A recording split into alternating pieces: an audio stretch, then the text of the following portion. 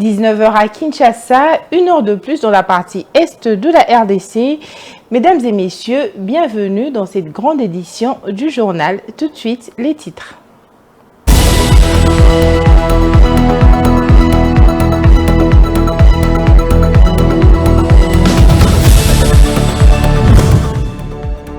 Les léopards de la République démocratique du Congo feront face aux Taifa Stars de la Tanzanie ce mercredi 24 janvier 2024 à 21h heure locale. En conférence de presse d'avant-match mardi après-midi à Korogo, Sébastien Desabre a indiqué la ligne de conduite de ses poulains lors de la dernière journée à la phase des groupes. Face à la Tanzanie, le Français qui pourrait modifier son 11 de départ mise sur l'adaptabilité de son collectif entre jeu court et contre-attaque, morceau choisi. La création d'une nouvelle plateforme dénommée Pacte pour un Congo retrouvé, PCR en cycle, suscite des réactions au sein de la classe politique et dans les chefs de Congolais. Le secrétaire général de l'Union pour la démocratie et le progrès social a, au cours d'une interview lui accordée, salué l'avènement de ce courant politique qui, selon ces derniers, est une démarche démocratique.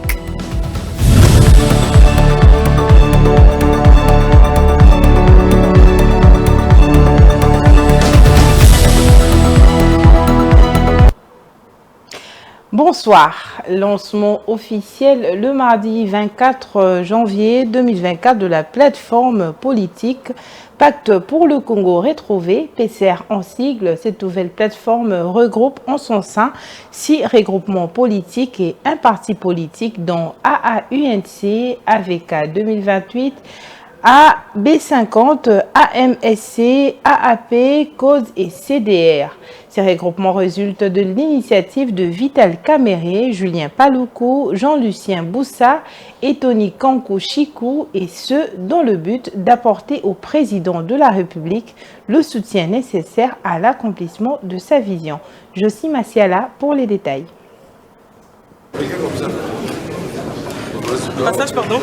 Pacte pour un Congo retrouvé est une plateforme politique composée des regroupements Alliance des alliés de l'Union pour la nation congolaise, de Vital Kamerhe, de l'Alliance des acteurs attachés au peuple AAP du Tony Kankou, de l'Alliance Bloc 50 à B50 de Julien Paluku et de la coalition des démocrates à code de Jean-Lucien Boussa. D'après Vital Kamerhe, ce bloc créé a pour objectif de renforcer la cohésion au sein de la famille politique de Félix Tshisekedi en vue de matérialiser ses idées en action pour le bien-être de la population congolaise. La cérémonie de ce jour qui nous réunit en ce moment traduit la volonté de nos regroupements et partis politiques respectifs de former une alliance politique solide en vue d'apporter à son Excellence, Monsieur le Président de la République, Félix-Antoine Tshisekedi Tshilombo, le soutien nécessaire à l'accomplissement de sa vision et de l'ambition qu'il porte de faire de notre pays un État plus fort, plus uni et plus prospère au cœur de l'Afrique. Dans cette perspective, l'alliance que nous avons décidé de constituer au regard des résultats des élections législatives nationales et provinciales a pour fondement la confiance que notre peuple a placée en nos élus par l'expression de son vote pour matérialiser ses aspirations les plus profondes. Avec un effectif de 231 députés nationaux et provinciaux, il est important pour le PCR de réfléchir comment accompagner le chef de l'État pour mettre en œuvre sa vision de grandeur exprimée dans son discours d'investiture. On a besoin d'une élite stratège et on a besoin d'une élite gestionnaire. Je pense que ce qui permet de mieux décliner la vision du président et de pouvoir concilier les intérêts de notre peuple à l'action institutionnelle. Et donc, la plateforme qui vient d'être créée a donc l'ambition de pouvoir mieux décliner cette vision l'ambition de pouvoir être les stratèges pour mieux implémenter cette vision, mais en même temps d'assurer la meilleure gestion de la chose publique dans l'intérêt de tous nos compatriotes. À noter que la plateforme Pacte pour un Congo retrouvé est une coalition au sein de l'Union sacrée. Et toujours dans le même chapitre, Augustin Kabouya, secrétaire général de l'Union pour la démocratie et le progrès social, UDPS en sigle, a rencontré le mardi 23 janvier 2024 à Kinshasa Christophe Mbosso, Modeste Bahati Lukwebo sur la création de la plateforme PCR pour un Congo retrouvé créée par Vital Kamerhe, Jean-Lucien Boussa, Julien Paluku et Tony Konko. Le numéro 1 du parti présidentiel a rappelé qu'avoir les ambitions est un droit constitutionnel dans un État démocratique. Il a également rendu visite, voulais-je dire, à Jean-Pierre Bemba dans la même journée. Suivez. Je suis très content que vous-même vous avez tiré la conclusion. Vous avez bien souligné que nous sommes des membres du président. Nous sortons d'une élection où nous sommes des élus. Nous devons nous concerter par rapport à l'avenir. C'est ce que nous devons faire. Il n'est pas exclu aux gens de se réunir et de réfléchir. Tout comme nous aussi, nous venons de nous réunir et nous avons aussi réfléchi. Nous prenons la démocratie. Ils sont libres d'envisager, d'avoir des ambitions, ce qui est tout à fait normal. N'oubliez pas que la RDC, c'est un État qui prône la démocratie. Et nous ne pouvons pas empêcher les membres de l'Union sacrée de se réunir. Le danger peut intervenir seulement quand les gens se réunissent pour comploter contre l'Union sacrée. Or, dans les réflexions, je ne vois pas ce qui peut m'inquiéter. Nous sommes des responsables politiques aussi. Nous venons de nous concerter pour voir ce que nous pouvons faire aussi pour le bon fonctionnement et la réussite du deuxième mandat du chef de l'État. Ça ne fait pas des autres comme ça? Si tout le monde veut se réunir et dans le sacré prier. Non, si vous avez des préoccupations, référez-vous aux gens qui se sont réunis et posez des questions, puisque moi je ne suis pas leur porte-parole. Je suis membre du Présidium, j'ai vu un membre du Présidium ici, il n'est pas le seul à être rencontré. Je viens de rencontrer aussi le vice-premier ministre de la Défense, Jean-Pierre Mbemba, avec qui nous...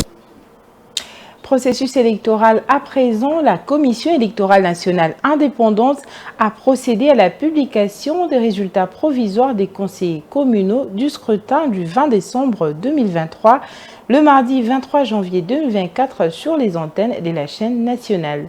Plusieurs partis et regroupements n'ont pas atteint le seuil. La centrale électorale a appliqué la proportionnelle. Suivez. Province de Bazuélé. 915 candidats sont élus provisoirement conseillers municipaux des 26 chefs-lieux de province de la RDC sur plus de 50 000 candidats, selon les résultats publiés le mardi 23 janvier 2024 par la Commission électorale nationale indépendante. Ces scrutins ont été organisés uniquement dans les chefs-lieux, mais la voie est tracée pour le futur afin de les organiser effectivement dans toutes les communes du pays, telles que prévoit la loi électorale, a laissé entendre la CENI lors de la proclamation de ces résultats provisoires. Pour son président Denis Kadima, ces élections vont permettre à la RDC de renouer avec la démocratie à la base par la participation active des citoyens à la gestion de leur communauté. Depuis l'adoption de la nouvelle constitution de la République, c'est pour la première fois que la Commission électorale nationale indépendante a organisé les élections des conseillers communaux à la lumière des dispositions des articles 190 et 191 de la loi électorale. Le conseiller communal est élu au suffrage direct, c'est-à-dire qu'il est les représentants de la population. La circonscription électorale des conseillers communaux est la commune et les conseillers communaux siègent au conseil communal pour 5 ans. Ils auront pour mission d'élire les conseillers urbains et les bourgmestres. Au niveau du conseil communal. Dans le reste de l'actualité, le vice-premier ministre de la Défense nationale et des anciens combattants, Jean-Pierre Bemba Gombo, a reçu la délégation sud-africaine le 22 janvier dernier, conduite par le nouvel envoyé spécial du président sud-africain dans la région du Grand Lac. Jeff Radebe, l'envoyé spécial de Cyril Ramaphosa, a affirmé que l'Afrique du Sud s'est engagée à déployer ses militaires pour apporter la paix dans l'est de la République démocratique du Congo. Suivez ses propos. Notre président est très engagé à approfondir et à développer les relations économiques entre l'Afrique du Sud et la RDC.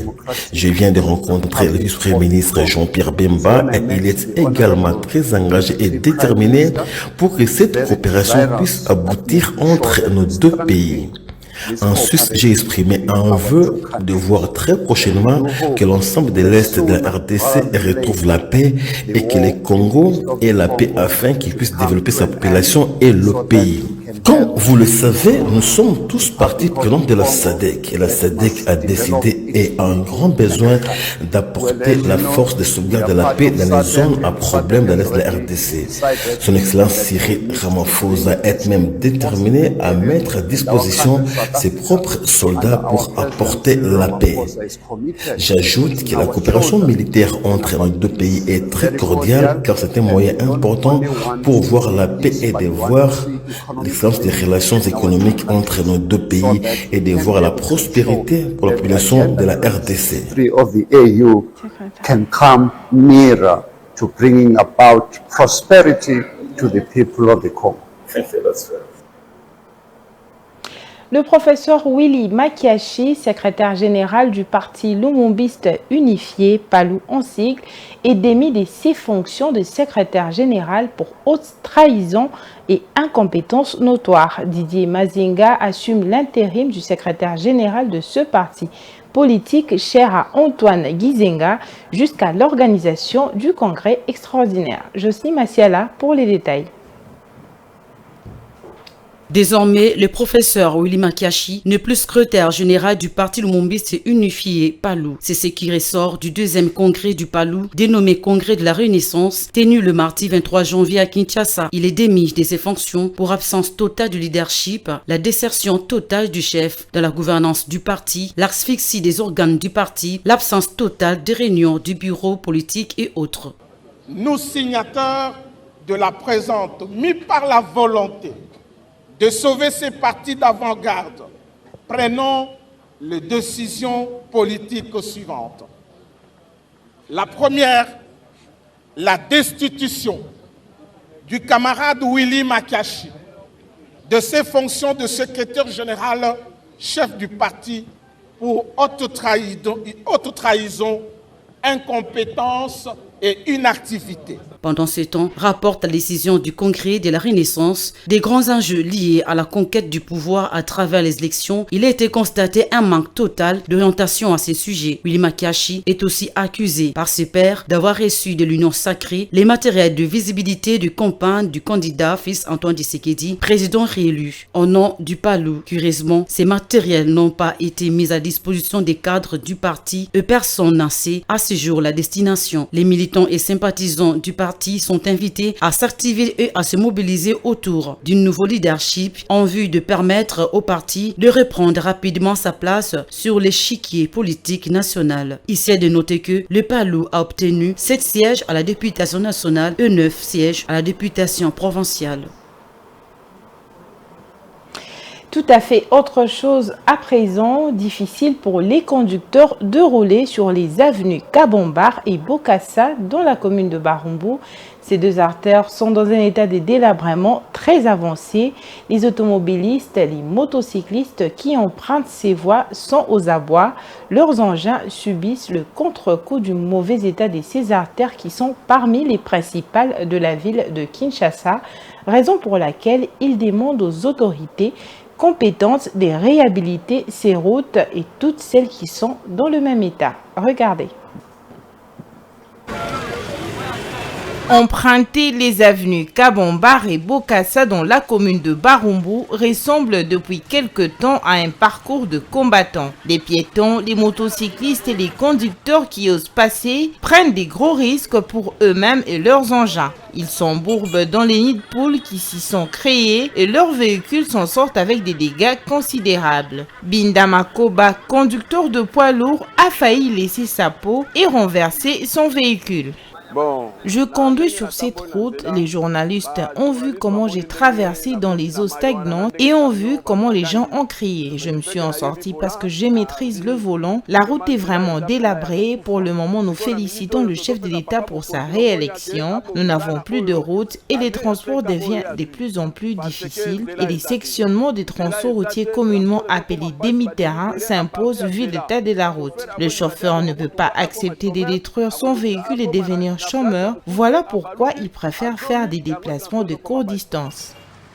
À l'instar d'autres artères détériorées, le mauvais état de la route Bokassa a également une incidence négative sur les activités commerciales qui s'exercent aux environs. Madame Bambi Kalala en est l'une des victimes.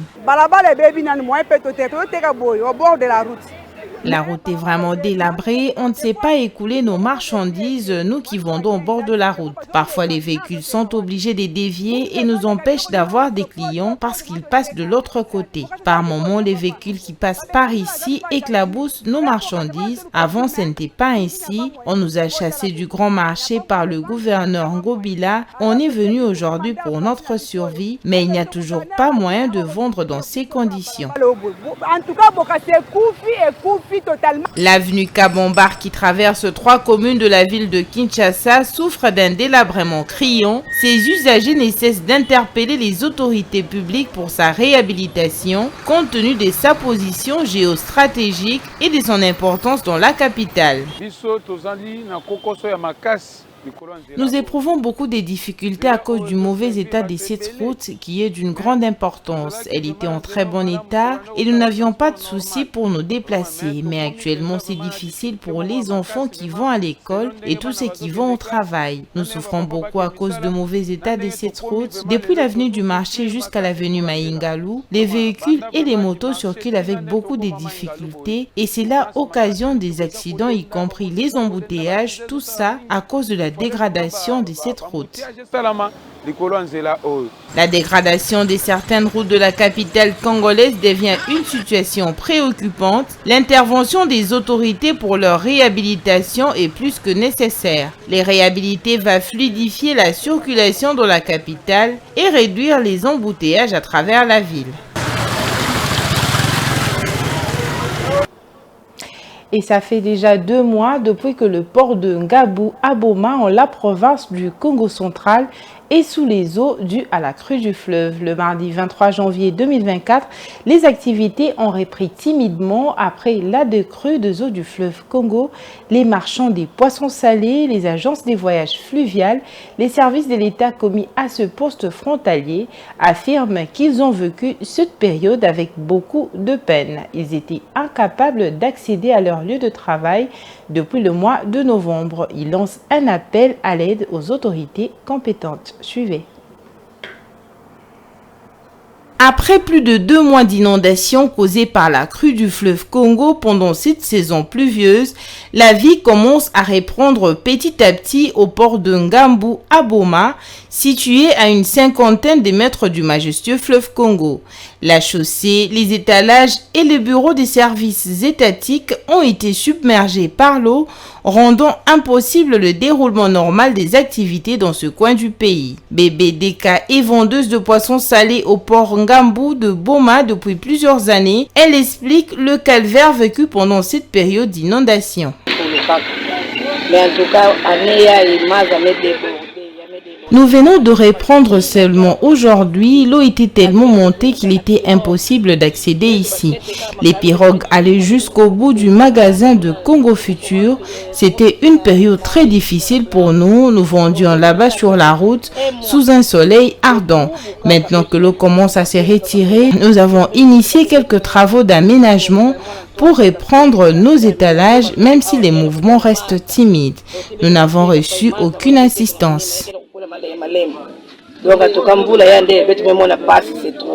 L'inondation n'a pas touché que les commerçants, les services de l'État aussi. Le poste de la force navale des FARDC, le bureau de l'Office congolais de contrôle et le parc de l'OGEFREM sont en Corse dans les eaux débordées du fleuve Congo.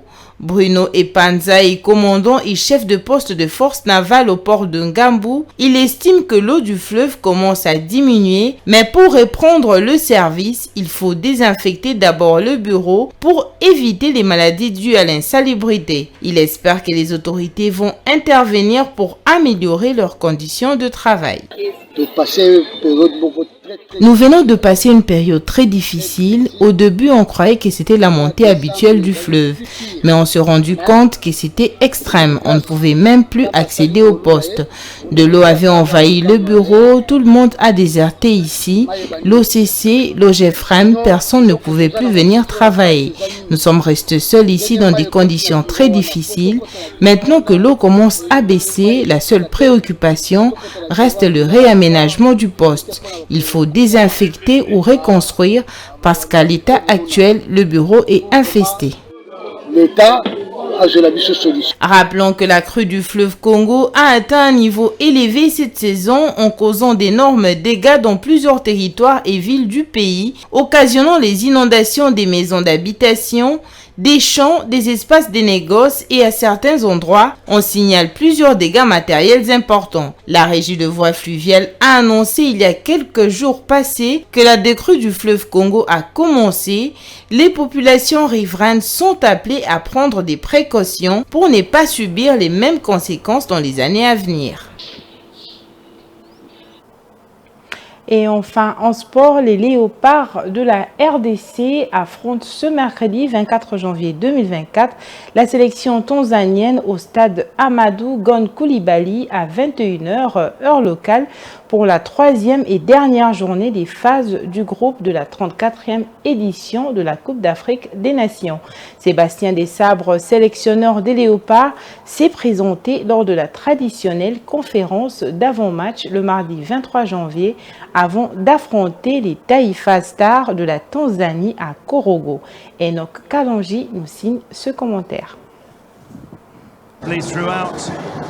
Après deux matchs nuls face à la Zambie le mercredi 17 janvier dernier et face au Lion d'Atlas du Maroc le 22 janvier 2024 au stade Laurent Poko, les léopards de la République démocratique du Congo feront face aux Taifa Stars de la Tanzanie ce mercredi 24 janvier 2024. Match comptant pour la troisième journée des phases de groupe de l'AFCON 2023. Logé dans le groupe F, la République démocratique du Congo occupe la deuxième place de ce groupe avec 2 points. La RDC est sommée de bien négocier cette rencontre afin d'éviter multiples calculs, a indiqué Sébastien Desabre lors de la traditionnelle conférence de presse d'avant-match. On attend encore de bonifier d'abord notre jeu, de refaire encore un bon match, de montrer la même énergie qu'on a montré dans des conditions qui sont différentes, puisque le terrain n'est pas le même. C'est un troisième match de compétition et c'est un match qui est celui-là décisif pour la suite, puisque en fonction du résultat, on continuera la compétition ou pas. Donc voilà dans quel état d'esprit on est. On a de la confiance, on est tranquille, on est très concentré et on a hâte demain de jouer contre une bonne équipe de la Tanzanie. Alors je vais un peu donc effectivement on joue toujours pour gagner tous les matchs. Des matchs de haut niveau, c'est des matchs qui ont une importance décisive pratiquement à chaque fois. Là, je vais vous donner une information, c'est qu'on veut gagner, on veut la victoire, mais le match nul nous qualifie également. Ça, c'est à prendre en compte aussi dans le rapport tactique du match. Bien sûr que je pense qu'avec les choses qu'on a montrées sur les deux matchs dans le jeu, on aimerait que les joueurs soient récompensés par une victoire. Rappelons que la dernière confrontation entre les deux nations remonte de 2021 lors des éliminatoires de la Coupe du Monde Qatar 2022 soldée sur le score de 3-0 en faveur des léopards de la RDC. La Tanzanie occupe la dernière place dans ce groupe F avec 1 point et jouera sa survie lors de cette dernière journée. Voilà, c'est par cet élément que prend fin notre journal de ce soir. Mais si vous nous avez pris en cours des diffusions, je vous rappelle les principaux titres.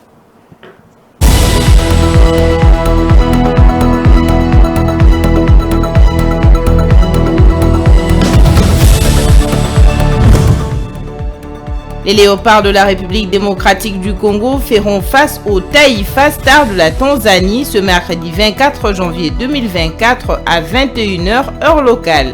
En conférence de presse d'avant-match mardi après-midi à Korogo, Sébastien Desabre a indiqué la ligne de conduite de ses poulains lors de la dernière journée à la phase des groupes. Face à la Tanzanie, le Français qui pourrait modifier son 11 de départ mise sur l'adaptabilité de son collectif entre jeu court et contre-attaque, morceau choisi. La création d'une nouvelle plateforme dénommée Pacte pour un Congo retrouvé, PCR en cycle, suscite des réactions au sein de la classe politique et dans les chefs de Congolais. Le secrétaire général de l'Union pour la démocratie et le progrès social a, au cours d'une interview lui accordée, salué l'avènement de ce courant politique qui, selon ces derniers, est une démarche démocratique.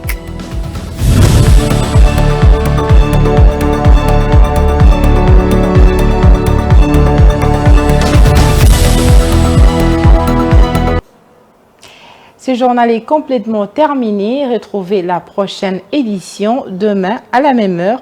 Quant à moi, je vous dis à très bientôt et très bonne suite de programme sur Mondico Télévision. Une pensée en écrit. Bonsoir chez vous.